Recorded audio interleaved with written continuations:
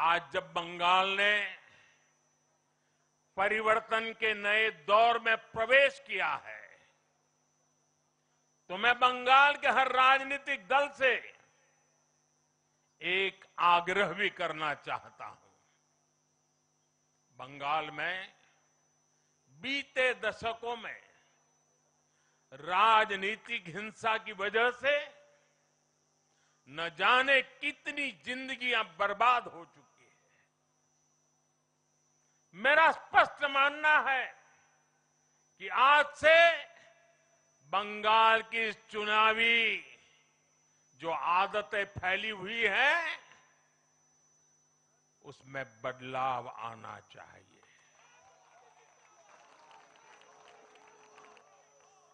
आज जब भाजपा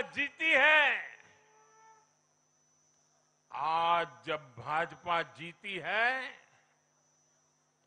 तो बदला नहीं, बदलाव की बात होनी चाहिए। भय नहीं, भविष्य की बात होनी चाहिए। मेरी सभी राजनीतिक दलों के कार्यकर्ताओं से अपील है, आइए हिंसा के इस अंतहीन चक्र को हमेशा के लिए खत्म करें।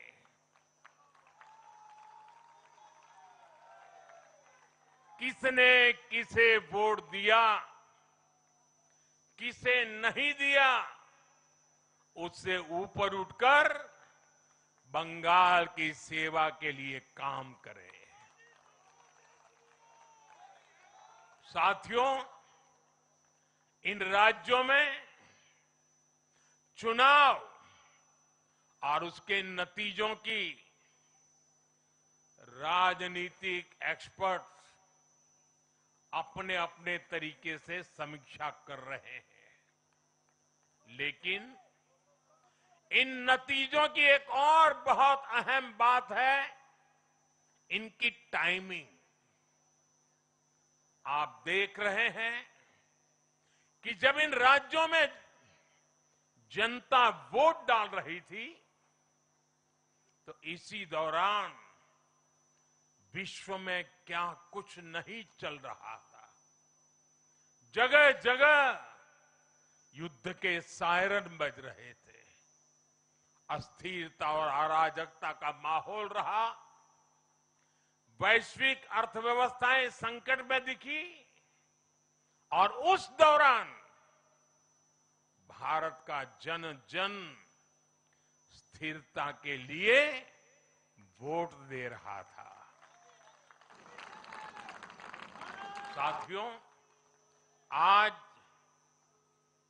पश्चिमी एशिया में चल रहे संकट का पूरे विश्व पर बुरा असर पड़ा है, लेकिन भारत पूरे सामर्थ्य से इस संकट का सामना कर रहा है।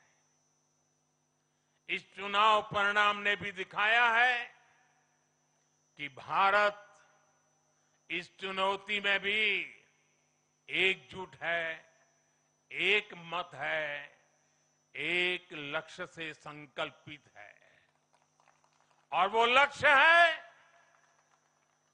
विकसित भारत। विकसित भारत का लक्ष्य लेकर के हम निकले हैं।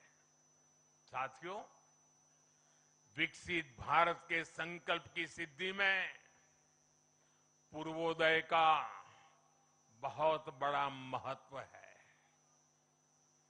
जब भारत समृद्ध था, आर्थिक, राजनीतिक और सांस्कृतिक सामर्थ्य के चरम पर था, तो उसके 3 मजबूत स्तंभ थे।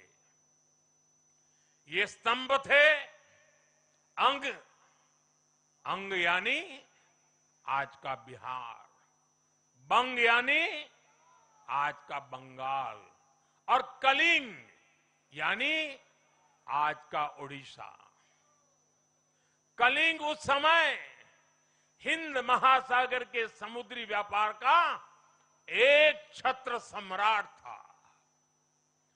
कलिंग के बंदरगाह पूरे एशिया तक भारत के उत्पादों को पहुंचाते थे, वही अंग, सूत, रेशम और अन्य व्यापार के साथ साथ नालंदा और विक्रमशिला जैसे एजुकेशन सेंटर्स का भी हब था।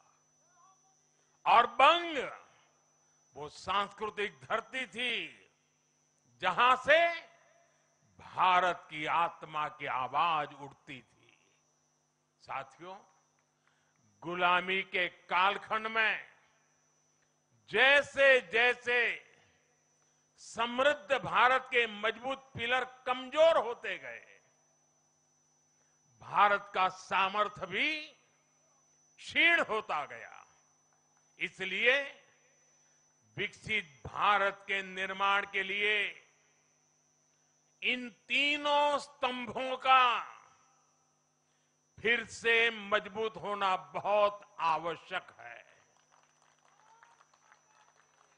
और मुझे बहुत गर्व है कि अंग, बंग और कलिंग ने इस महाअभियान के लिए बीजेपी को चुन लिया है, एनडीए पर भरोसा किया है।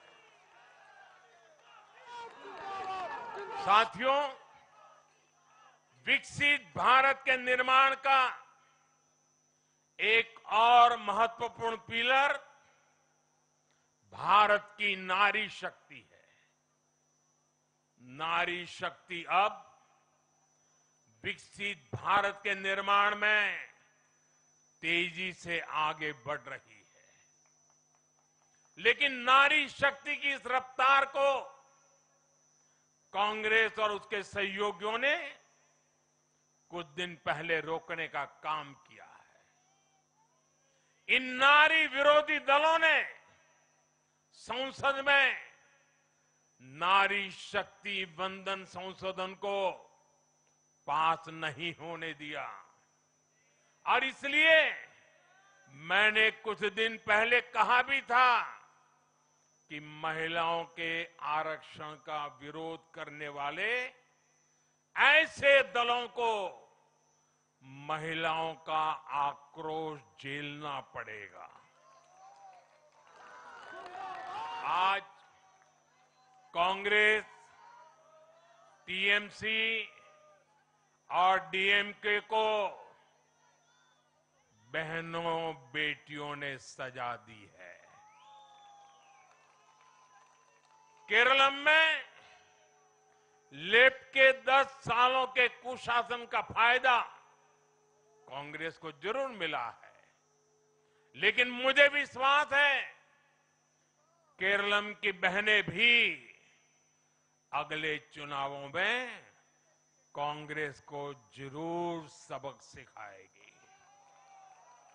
साथियों, जिस समाजवादी पार्टी ने संसद में महिला आरक्षण को रोका है, उसे भी यूपी की महिलाओं का आक्रोश सहना पड़ेगा। महिला विरोधी समाजवादी पार्टी कुछ भी करके अपने पाप को कभी धुल नहीं पाएगी। साथियों, आज हम भारत की राजनीति में एक और बड़ा बदलाव देख रहे हैं। आज पूरे देश में एक